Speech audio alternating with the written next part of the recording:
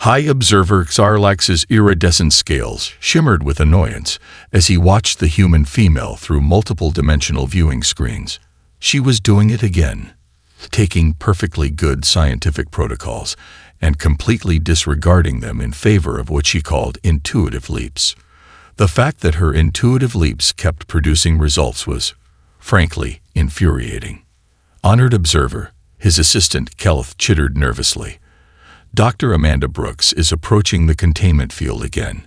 Should we strengthen the cloaking barriers? Sarlax waved a dismissive appendage. No need. Our technology is beyond their primitive understanding. Even if she does detect something, she won't comprehend what she's seeing. He settled back into his observation pod, mandibles clicking in amusement. Besides, this will make an excellent addition to my report on why humans aren't ready for galactic society. Down in the MIT Quantum Physics Lab, Dr. Amanda Brooks was indeed approaching the containment field, but not for the reasons the aliens assumed. She wasn't looking for them. She was looking for inconsistencies in her quantum entanglement experiments, and their cloaking technology was inadvertently creating exactly that. Jerry, are you seeing these readings? Amanda called out to her research assistant while adjusting her equipment. Her blonde hair was pulled back in a messy ponytail, dark circles under her eyes betraying countless sleepless nights spent chasing what her colleagues called impossible anomalies. Yeah, Dr. Brooks, Jerry replied, frowning at his tablet. But it doesn't make any sense. According to everything we know about quantum mechanics, this shouldn't be happening. It's like something's bending reality around the testing area. Amanda grinned, her tired face lighting up with excitement.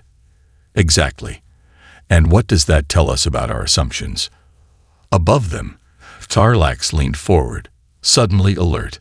This wasn't supposed to happen. The containment field's interaction with human technology should have been undetectable. He quickly accessed the Council's historical records. No species at Earth's development level had ever noticed the observation fields before. They're wrong, Jerry said slowly, catching Amanda's infectious enthusiasm. Our assumptions about quantum field stability are wrong. But that means everything we thought we knew about particle interaction at the quantum level needs to be reconsidered. Amanda was practically bouncing now, rushing to her computer to input new calculations. We're not seeing quantum entanglement failure. We're seeing quantum entanglement being artificially maintained by something we can't detect yet. In his observation pod, Sarlax felt his scales pale to a sickly yellow. This was impossible. Humans were supposed to be centuries away from even theorizing about the technology the Council used for observation. Yet here was this female, this Dr. Brooks, casually appending millennia of careful species assessment protocols. Honored Observer, Kelth whispered, should we report this to the Council? Sarlax's primary heart clenched. Report that a primitive species had accidentally detected their presence because they approached physics in a completely unorthodox way. That would be career suicide. No, better to classify this as an anomaly, strengthen the containment fields, and recommend continued quarantine of the Sol system. File it as another example of human scientific chaos, he ordered. Note their complete disregard for proper experimental procedure and their reliance on hunches rather than established methodology. The Council already considers their constant wars and political instability as proof of their unsuitability. This will simply reinforce that assessment. But as he watched Amanda Brooks excitedly explaining her discoveries to her colleague, Sarlax felt an unfamiliar sensation in his secondary brain. Doubt. The human's intuitive leap had brought her dangerously close to discovering one of the galaxy's most closely guarded technological secrets. Perhaps their species' assessment protocols, unchanged for 50,000 years, had a blind spot when it came to humans. He pushed the thought away. No, the Council's wisdom was absolute. Humans were clearly too volatile, too unpredictable for galactic society. Better to keep them safely quarantined until they learned proper scientific methodology. It would prove to be the first of many grave miscalculations. The biosynthetic mask itched. Venra struggled to maintain her human disguise as she watched Dr. Brooks dismantle yet another immutable law of physics. 3 weeks of posing as Venice Thompson, research assistant, had taught her more about human unpredictability than a century of council observations. "Venice, catch," Amanda called out, tossing a modified quantum sensor across the lab. Venra caught it reflexively, then froze. Her enhanced reaction time might have given her away, but Amanda was already turned back to her workstation, muttering calculations under her breath. "These readings can't be random interference," Amanda said, pulling up holographic displays that shouldn't have been possible with Earth's current technology. "There's a pattern here, like ripples in space-time, where something's trying very hard not to be seen." Venra's secondary heart skipped a beat. She had to report this immediately. But before she could make an excuse to leave, the emergency frequencies implanted in her neural cortex screamed to life. "Urgent. Nec HFY Sci-Fi in Sector 7. Colony World KARISS Prime Lowest. All OBZ or VRs on high alert." The message burned through her consciousness, bringing with it tactical data that made her blood run cold. The swarm had adapted faster than anyone predicted. The Council's defensive algorithms, perfected over millennia, had failed in minutes. "Venice, you okay? You look pale." Amanda's concerned voice snapped Venra back to present. The human was studying her with those unnervingly perceptive eyes. "Just remembered something urgent," Venra managed, her voice modulator nearly glitching with stress. "About the quantum variance calculations from yesterday." Amanda's expression sharpened with interest. "The ones that showed that weird resonance pattern. I've been thinking about those. Come look at this." Before Venra could decline, Amanda pulled up a new simulation. The mathematical model she'd created showed exactly how the Council's cloaking fields distorted local spacetime, except she'd derived it using principles that weren't supposed to exist in human science yet.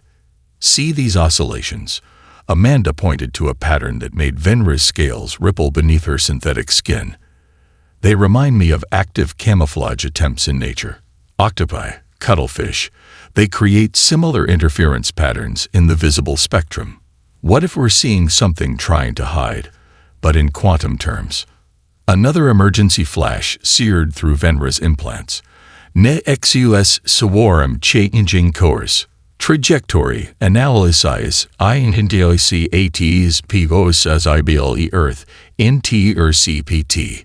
Venra's training screamed at her to maintain cover, to follow protocol. But watching Amanda excitedly explain her theories, seeing the intuitive leaps that bypassed centuries of gradual technological development, she realized humanity might be the galaxy's only hope. The Council's rigid thinking had failed against the swarm. They needed something unpredictable, something that could make impossible leaps of logic, something human. "Dr. Brooks," Venra said slowly, her voice modulator struggling with her next words. "What if I told you those patterns aren't theoretical?" Amanda's eyes lit up with triumph rather than fear. "I knew it. You're not from around here, are you, Venice? The way you handle equipment, your reaction times, those moments when you seem confused by basic human interactions. You knew." Venra felt her carefully constructed world tilt sideways. "Not exactly what you were," Amanda admitted, grinning. "But I knew you were studying us as much as you were helping with research. I figured either you were corporate espionage or something much more interesting." Her expression turned serious. "So want to tell me what's got you breaking cover? Because I'm guessing it's not just my brilliant deductions about your cloaking tech." Venera stood frozen, centuries of protocol warring with desperate necessity. In her neural implants, the swarm's trajectory continued its inexorable path toward Earth. She had to choose: maintain the Council's secrets and let humanity face extinction unprepared, or break every rule in pursuit of their species' one possible advantage: human unpredictability. The next words she spoke would either doom her career or save the galaxy. The Nexus drone crashed through Boston's financial district at 2:47 p.m. on a Wednesday, demolishing 3 floors of the John Hancock Tower before anyone realized it wasn't a small aircraft. Amanda Brooks watched the live footage from MIT's Quantum Lab, her hand gripping Venra's arm hard enough to damage the synthetic skin. "You said we had more time," Amanda whispered, watching the drone's crystalline structure reassemble itself from the impact. "We did." Venra's human disguise flickered as her emotional control slipped. The swarms never adapted this quickly before. They're learning, evolving faster than. The feed cut to static as the drone emitted its first electromagnetic pulse. When backup generators brought the screens back online, the creature had already begun constructing its replication node in the heart of Boston. "Dr. Brooks." Jerry burst into the lab, tablet displaying multiple emergency alerts. "The military's evacuating the city, but they can't get close to that thing. Their weapons just bounce off, and it's building something." "Not building," Venra interrupted, finally dropping her human appearance entirely. Jerry's jaw dropped as iridescent scales replaced human skin. "It's reproducing. In 6 hours, there will be thousands." To both aliens' surprise, Jerry just nodded shakily. "Okay." Scary alien revelation processed. Moving on to the killer robot apocalypse. "Dr. Brooks, what's the plan?" Amanda was already pulling up their quantum field research. Venra, whatever your name is, you said your people's weapons aren't working because the swarm adapts to established patterns, right? But our primitive technology might have a chance because it's unpredictable. "Correct, but..." "Jerry, get me the prototype quantum disruptor. The one that kept failing because it created chaotic resonance patterns." Amanda's fingers flew across holographic displays. "Those weren't failures. They were exactly what we needed. We just didn't know it yet." Outside, military helicopters engaged the drone, their missiles dissipating harmlessly against its adaptive shields. The creature's crystalline surface rippled, analyzing and incorporating each attack into its defenses. "Amanda, wait." Venra moved to stop her. "The Council protocols clearly state, your Council has been wrong about everything." Amanda snapped, calibrating the disruptor. "They were wrong about our potential, wrong about keeping us in the dark, and now they're wrong about how to fight these things. Sometimes you need chaos to fight chaos."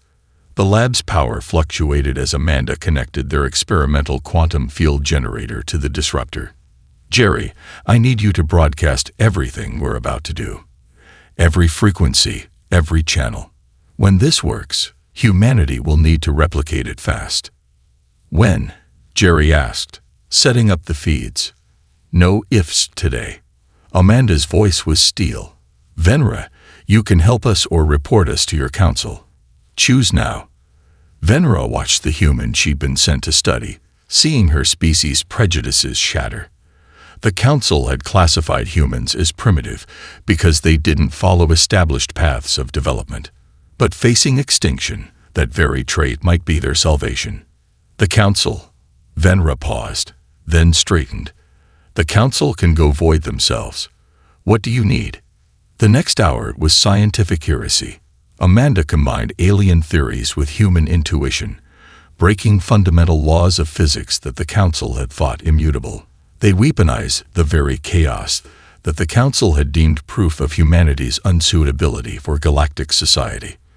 When they finally emerged onto MIT's campus, the quantum disruptor humming with impossible energies, the drone had nearly completed its replication node. Its crystalline surface analyzed their approach, preparing countermeasures for any known weapon. "Ready?" Amanda asked, hefting the jury-rigged device. "No," Venra admitted. "This violates every scientific principle my people hold sacred." "Good." Amanda grinned. "Then they'll never see it coming." She pulled the trigger, and chaos itself reached out to greet the swarm.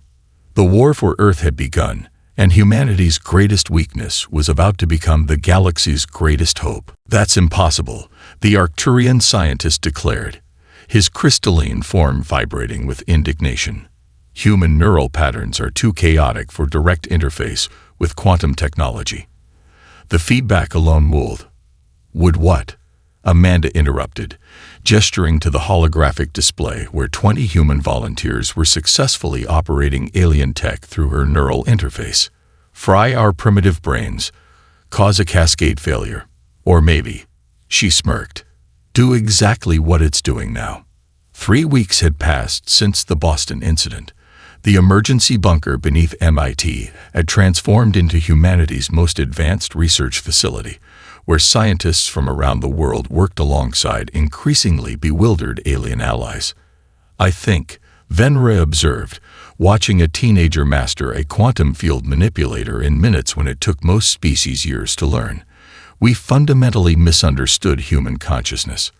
Amanda nodded, pulling up neural scan comparisons. Your species evolved for ordered linear thinking, perfect for maintaining complex technological systems, terrible for innovation. But humans, she highlighted a chaos of synaptic connections. We're natural quantum computers. The display showed human test subjects intuitively grasping concepts that had taken alien civilizations centuries to formalize. Where other species saw chaos in quantum mechanics, human minds surfed the probability waves like they were born to it.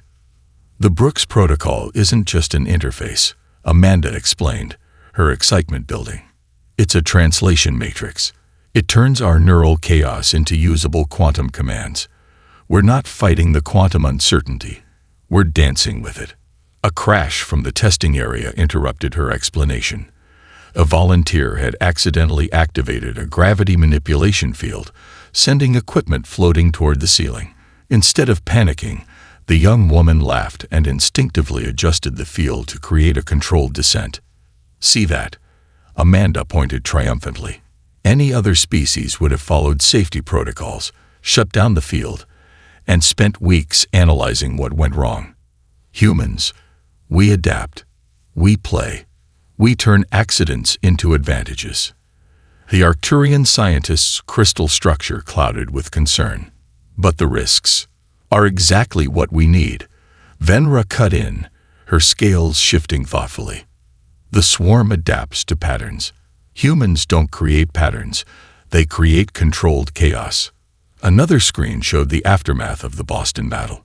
The quantum disruptor hadn't just defeated the drone, it had confused it to death. The swarm's adaptive algorithms couldn't handle the unpredictable resonance patterns of human-guided quantum fields. We're rolling out the neural interfaces globally, Amanda announced, bringing up a deployment map. Every major city will have quantum defense systems operated by human consciousness. The swarm won't be able to predict or adapt to our responses because even we won't know exactly what we're going to do until we do it. The Council will never approve, the Arcturian warned. Giving humans unrestricted access to advanced technology is exactly why they're still alive, Venra interrupted. While we debated protocols, they developed quantum weapons in weeks that we couldn't create in centuries, because they didn't know it was impossible.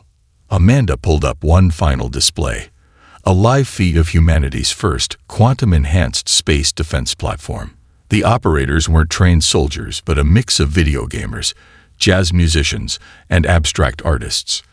People whose minds naturally embraced improvisation and chaos. Your council thought our unpredictability was primitive, Amanda said softly.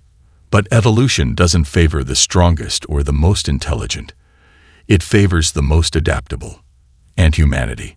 She gestured to where her volunteers were discovering new applications for alien tech that even their creators hadn't imagined. We're the champions of adaptation. The Arcturian's crystalline form vibrated with resignation. The Council will demand oversight, restrictions. A proximity alarm cut him off. Multiple swarm signatures had appeared at the edge of the solar system. On the defense platform's feed, the human operators were already responding, their quantum fields dancing in patterns that defied prediction or analysis. The real test of the Brooks Protocol was about to begin. and humanity was ready to show the galaxy exactly why chaos could be the perfect weapon. The Council demands immediate shutdown of all human quantum facilities. High Observer Xarlax's hologram dominated MIT's Emergency Command Center, his scales pulsing angry red. This unauthorized technology transfer has gone too far. Amanda didn't look up from her console, where she was coordinating with orbital defense platforms.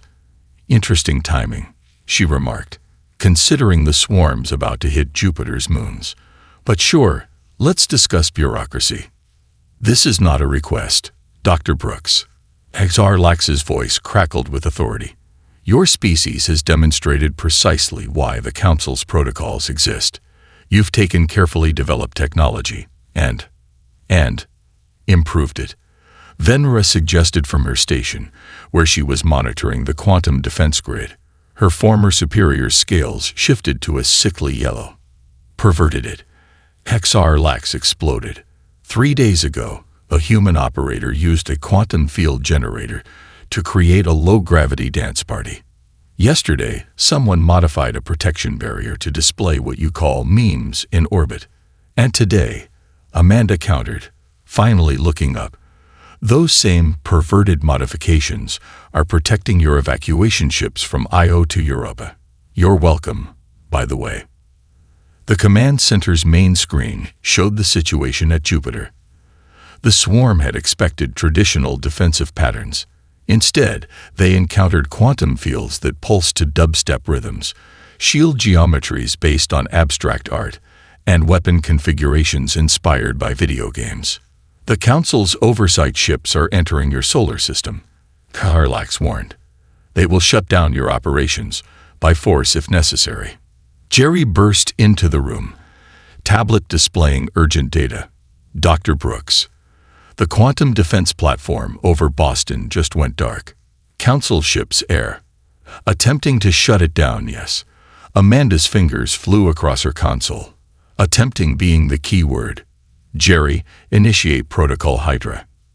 Xarlax's hologram flickered as new data streams flooded the quantum networks. What are you doing? Amanda's grin was fierce. Fun fact about humans, we're really good at backing up our work. Every discovery, every innovation we've made. It's been automatically uploading to quantum-encrypted servers hidden throughout the solar system. Servers running on repurposed gaming consoles, because sometimes primitive technology is the best hiding place. Impossible. Xarlax breathed.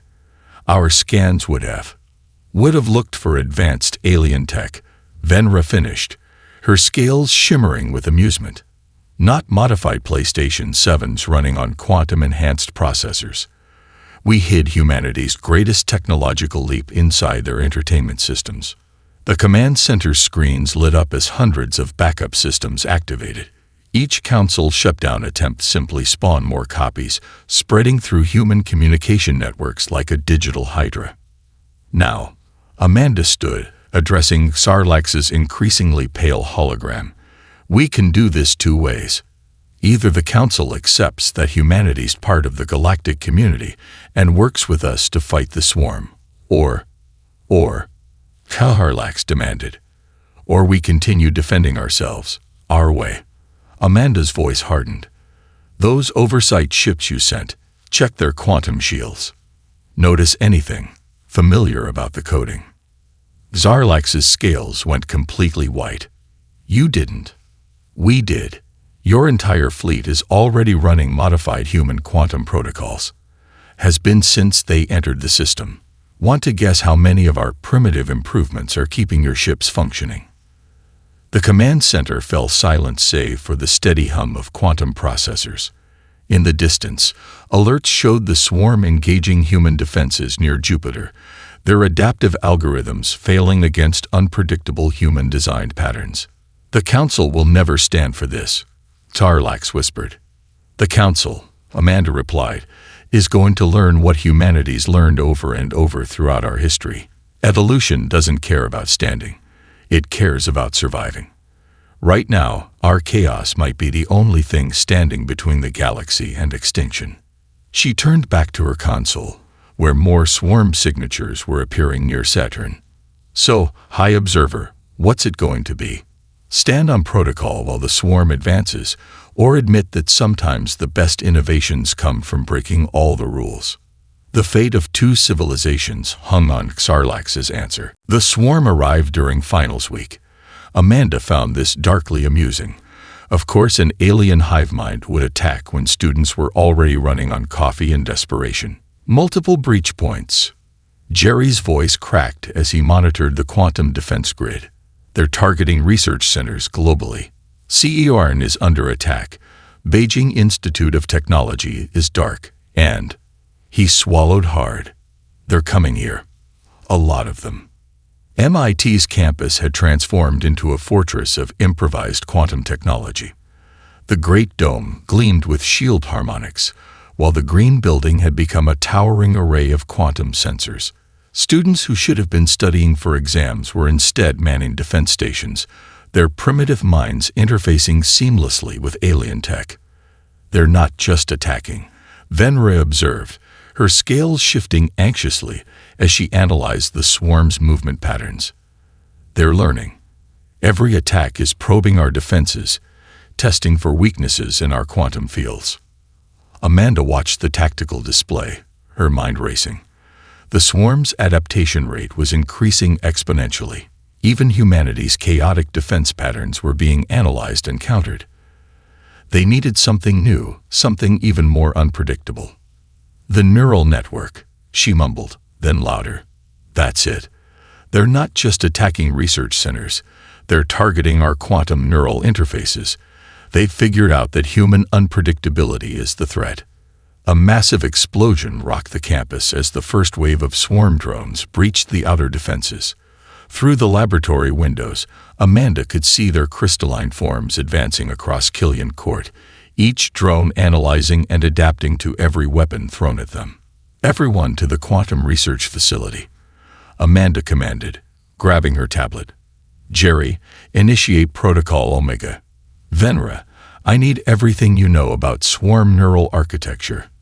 Amanda, Venra's scales paled. Protocol Omega will overload the quantum core. The entire campus will become the biggest electromagnetic pulse generator ever created. Amanda finished, already running calculations. The swarm adapts to patterns, right? Their entire neural network is built on pattern recognition. So let's give them a pattern they can't process. Pure quantum chaos.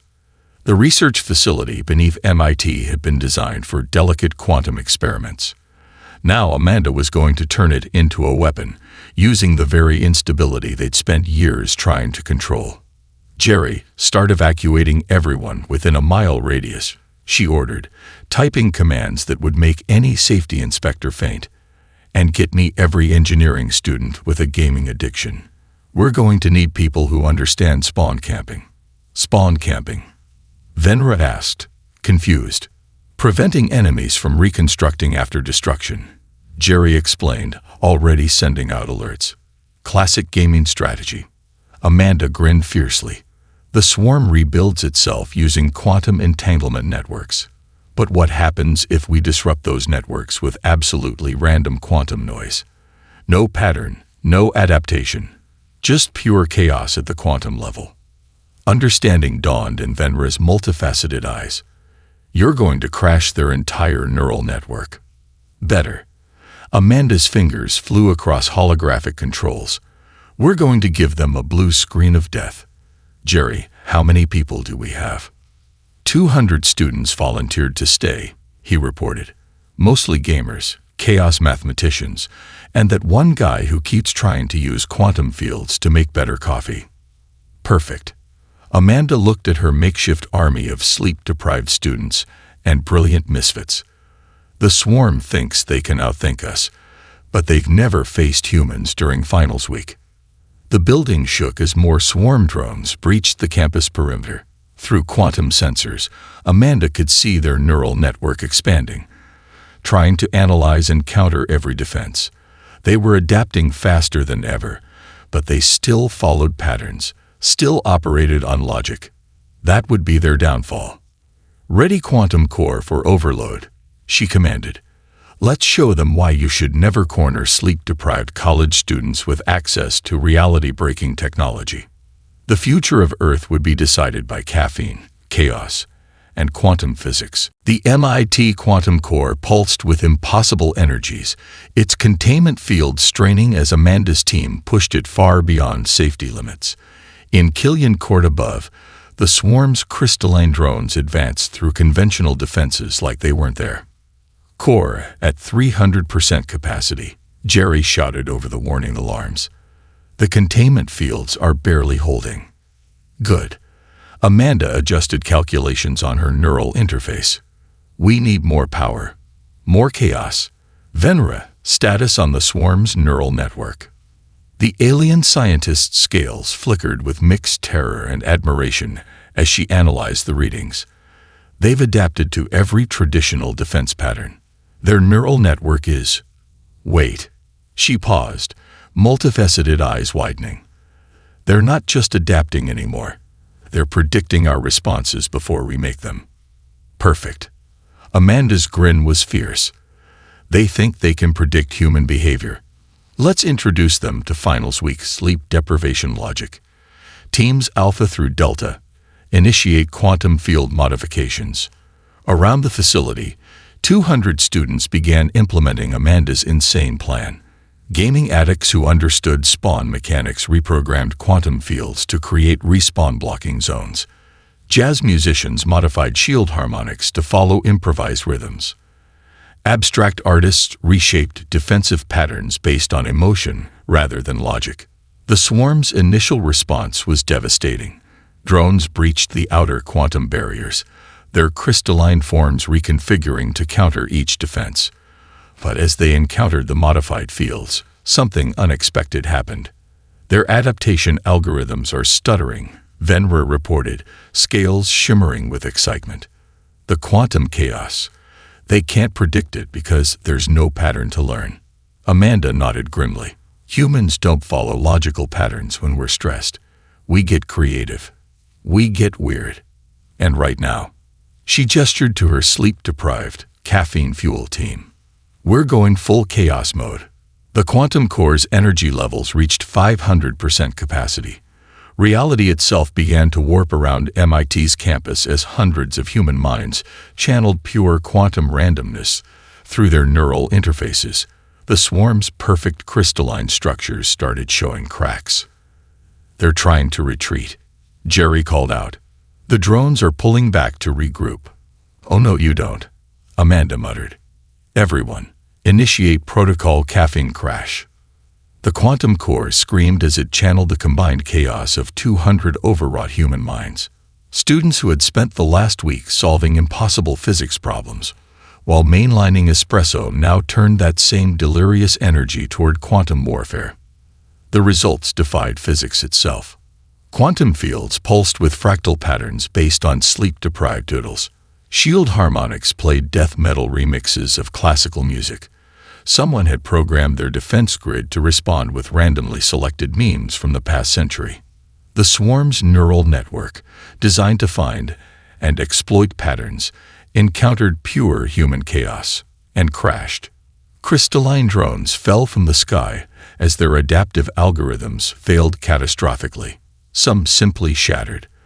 Others tried to rebuild themselves into increasingly impossible shapes before collapsing. A few seemed to forget what they were entirely, their structures rearranging into what looked suspiciously like modern art installations. Main neural network is destabilizing globally. Venra's voice was incredulous.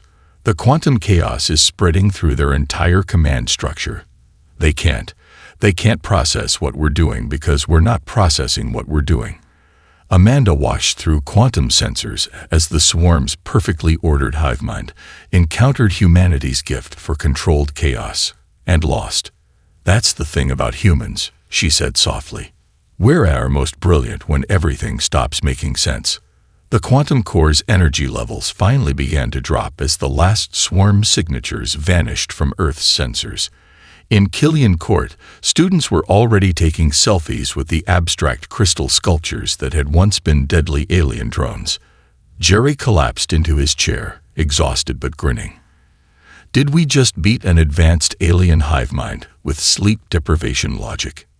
No, Amanda corrected, checking the global defense network where similar scenes were playing out at research centers worldwide.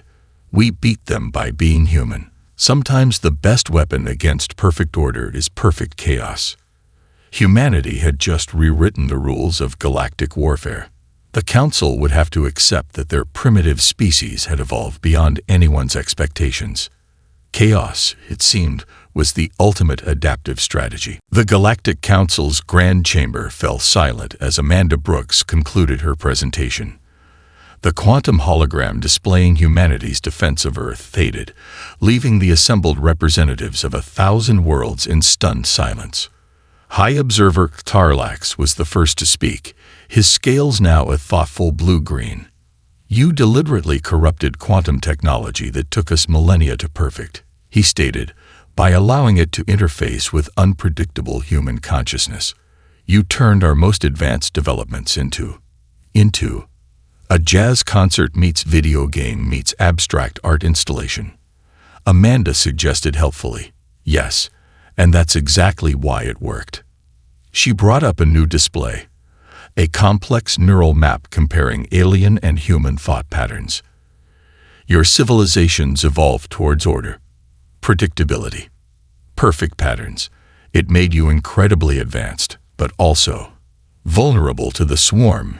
Venra finished, standing beside Amanda as humanity's advocate. "We became so focused on finding the right way to do everything that we lost the ability to do the unexpected." The chamber erupted in overlapping conversations as representatives debated this heretical concept. Amanda waited, remembering similar academic conferences on Earth. Some things, it seemed, were universal. "Order from chaos," she continued when the noise settled. "That's how evolution works on Earth. Life doesn't advance by following predetermined paths. It tries everything, fails spectacularly, and sometimes stumbles onto brilliant solutions that shouldn't work but do." She gestured to the human quantum interfaces they'd developed. "We didn't improve your technology by understanding it better. We improved it by understanding it differently. Every species here spent centuries learning the correct way to manipulate quantum fields. Humans, we treated them like jazz improvisation." "And this," a crystalline Arcturian representative chimed in, "is why you believe we should reclassify Earth as an advanced civilization." "No," Amanda smiled. "This is why you should reclassify your entire understanding of advancement." The hologram shifted to show Earth's quantum defense network, now integrated with human entertainment systems, art installations, and musical performances. "We didn't just survive the swarm. We changed how the galaxy thinks about technology, about consciousness, about evolution itself. By breaking every rule we established," Hexarlax pointed out, but his tone held more curiosity than condemnation now. "Rules exist for a reason," Amanda acknowledged. "They create stability, maintain order. But evolution doesn't care about rules. When faced with extinction, life either adapts or dies. Humanity's gift isn't chaos, it's adaptation." She brought up her final display, a proposal for a new galactic classification system.